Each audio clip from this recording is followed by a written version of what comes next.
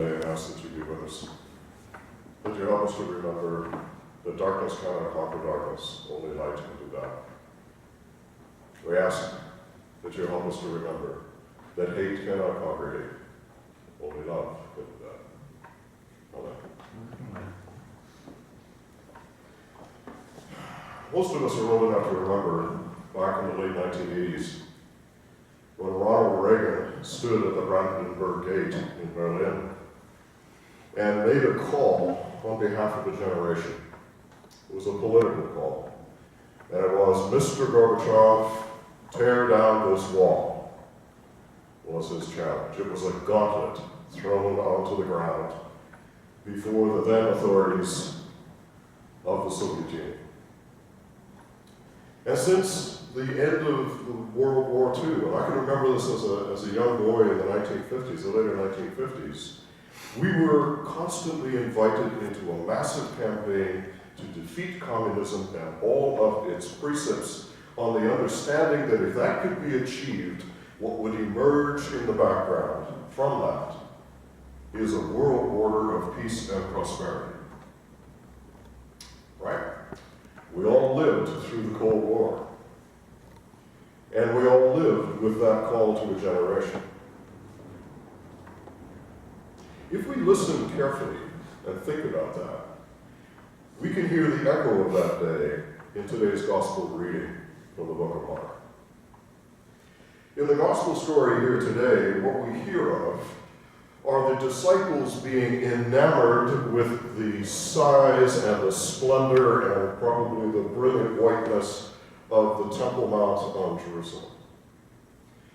And we hear in the background that about this time, and we can assume that Mark's gospel was written about the time, that there were a number of Jewish revolutionaries and zealots who had emerged looking to throw off the yoke of Roman authority.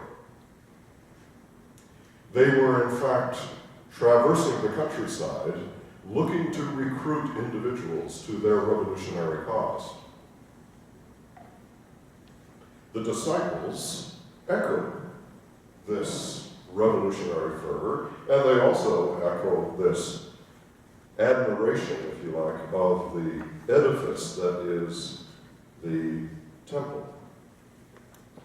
This insurrection against Roman authority that ultimately started in Jerusalem was essentially a call to the restoration of the Davidic kingdom by military force. It was a call to maintain the purity and the independence and the splendor of the temple in Jerusalem as a living representation of the strength and future of the kingdom of David, of the state of Israel. Whether or not the temple was destroyed when Mark's gospel was written, or whether it had yet to be destroyed, is a little bit less the issue. There was pressure being exerted by Jewish zealots to fight what was described as the final battle against Roman authority, a battle that would usher in the age of salvation and restoration of God's people as the state of Israel. And it's very clear that the community of which Mark was a part was susceptible to this message. They heard this call. They are enamored with the temple edifice. "Look, teacher, what large stones and what large buildings." The physical restoration of the temple's glory and the triumphal restoration of the Davidic kingdom beckoned to them as the goal of their lives. The zealots' message was, this is now the call of the age. And it's your response to this call, indeed your responsibility to this call, that defines you. Sadly enough, these same voices of recruiters are out and among us today. The messages they carry and proclaim are a little different, but the forces involved and the objects of adoration have been little changed. Consider the events of Friday night in France. Think about that. Think about what it means to cultivate extremism. Think about what it means to take the message of essentially ideology, mindless ideology steeped in violence, to take that to a body of people who, for whatever reason, feel underprivileged, underadvantaged, unrecognized, unloved, and to carry the message to them that now we have the answer for you as a member of this age. We have the answer. If you will only fight our fight, if you will only become an instrument of violence, then the glorious era that will follow will be ours. It's rich soup. The problem is, too many listen. Even the church today, we offer goals and to an extent the maintenance of the status quo that's enticing. We portray these goals as our destination in history. And many of the goals are well worthy. But do they really embrace what is being discussed today as the final birth pang, the final goal that God has for us, for the world? So let me take an example. So 2 years after Ronald Reagan gives his famous speech at the Brandenburg Gate, well, 2 years, 3 years later, around 1989, 1990, the wall comes down. The message for the age, if the wall would only come down and the communist authorities could be essentially dispersed or disorganized, then an age of prosperity would ensue.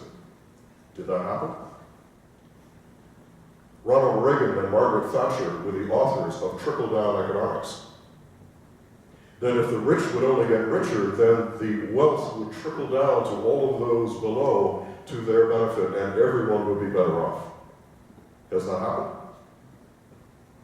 We now have the top 1% of people in the world owning over half of everything. It's failed to happen. But in my age, and in your age, the fall of communism was seen as the one great victory that would bring that about. Consider the recruiting cry in the aftermath of the horrific attacks of 9/11. As horrible as those were, 2,000 people killed. The cry that continues to resound. But the horror of that particular event was used as justification to fabricate an invasion of Iraq. We now know that it was fabricated, that the basis for the invasion as weapons of mass destruction that need to be removed, we know that that was false. We know, historically. The cry went out to a generation that if you could only defeat the forces of Saddam, that a great and glorious, again, age would emerge at the end. The challenge there was the coupling of revulsion to a horrible event of violence, well justified. The repugnance after 9/11, well justified. Coupling that now to a new political cry that frankly took the world in directions that were of questionable morality.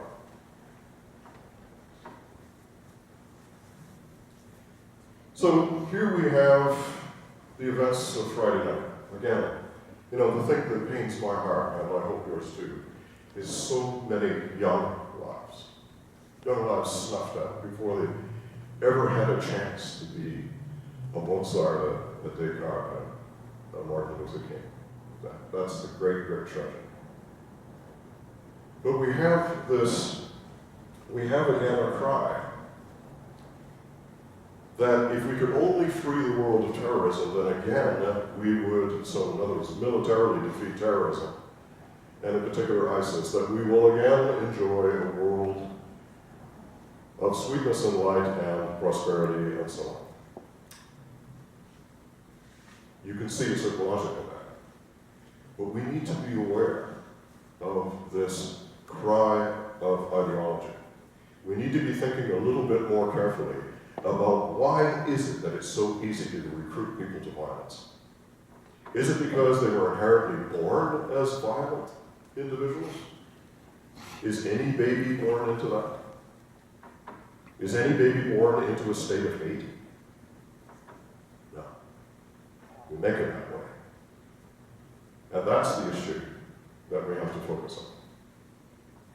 Hate, violence, these are the symptoms of something more fundamental.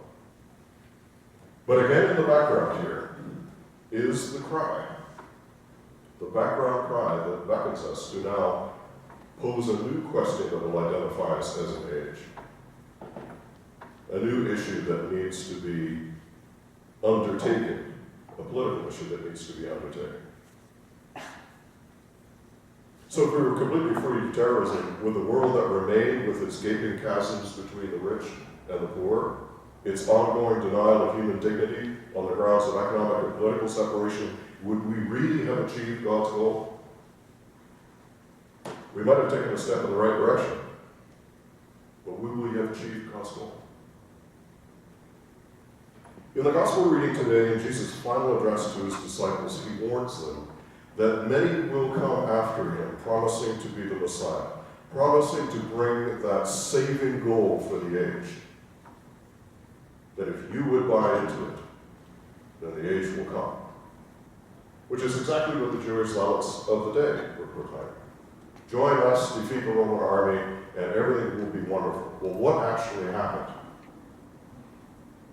The Jewish zealot army got together, they were roundly defeated, the temple was destroyed in the year 68 by the future Emperor Titus, never to be rebuilt again.